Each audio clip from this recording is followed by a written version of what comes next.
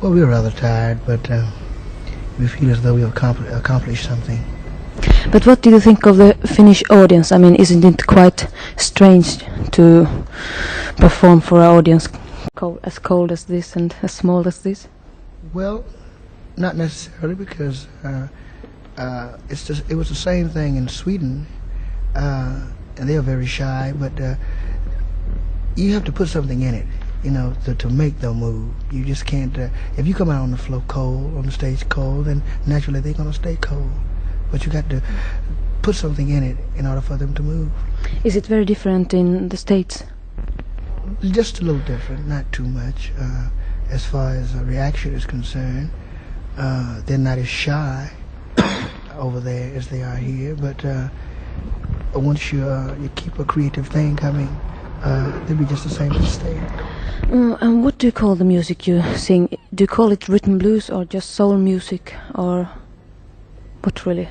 Well, soul rhythm and blues. Soul rhythm and blues. Can you tell what is really the difference between rhythm blues and rock and roll? For example, here in Finland we are very mixed with all these things, rhythm blues and rock and roll. Well, rock and roll, where you were in, you would have more or less like a rhythm section, like drums, guitar, and a bass.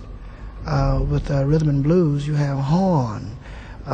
This is where we came in at. We came into the trend wherein we've added horns to the trend, and to give it more of a what, Dave? Like a build out. More of a soul sound. A soul sound. See, it used to be with the rhythm section. That was what you call rock and roll then, you know. Yes. But now it's rhythm and blues, because now you can elevate and do so many other things with the rhythm and blues. Yeah. And how is it with the text, the lyrics? Do you improvise it? I mean, every evening do you sing different text, or just after the feeling? Well, you take the feeling along with the title of with the words of the song. I mean, like when I think now of, for example, all these old blues singers in America, they usually sing about their own problems and their own life. And I mean, do you do the same thing? No, we try to keep it as. See, the trend changes. Every 10 years, it changes.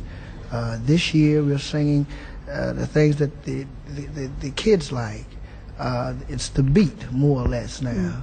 Maybe next year the trend will fall back and go back to the problems.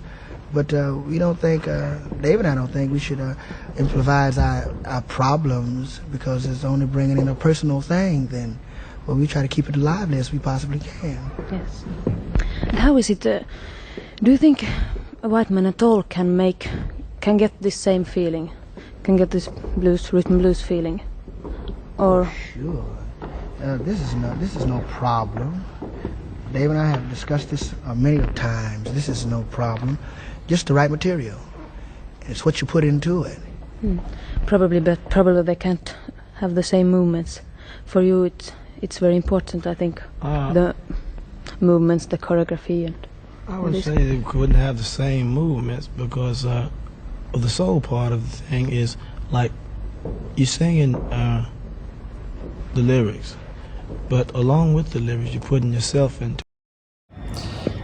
Sam Moore, one half of the Grammy-winning R&B duo that is Sam and Dave, behind the 60s hit songs, and of course one of the greatest R&B songs, Soul Man, Hold 'Em Coming and I Thank You, has died, according to what the family came out to reveal to the media. He died in Coral Gables, that is in Florida, and he actually was at the age of 89. The cause of death actually has been listed as complications recovering from surgery.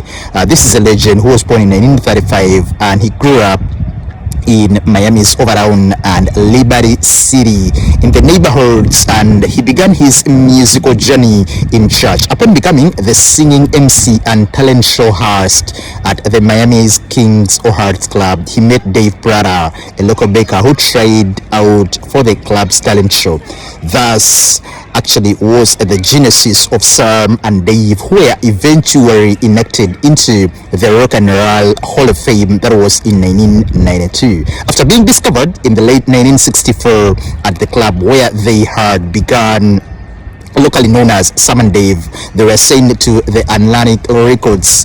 Jerry Wexler loaned the duo to the Atlantic's southern production arm, that is Stax Records. Thereafter, they followed a string of hits and international stardom, and the duo were so revered that they were among the few stars who were asked to perform at the Martin Luther King Jr.'s memorial concert that was held at the Madison Square Garden. That was in 1968. He's been a really very talented man, and he has influenced so many people, not only in the US but of course in the entire world, most especially in the genre known as R&B. Sam and Dave subsequently reunited for a few years in the 70s. Of course, later on they had to break up, and of course everyone took a solo career. He collaborated on a couple of occasions with a couple of other artists, releasing lots and lots of music. I encourage you to go and check him out on various music platforms. He's been survived by his wife Joyce McRae, whom he married in 1982, and their daughter Michelle, and grandchildren Tash and Misha. We are deeply saddened, and of course we are sending our deepest condolences to the family, friends, the fans, and everyone who was close to the legend. Rest in power, King.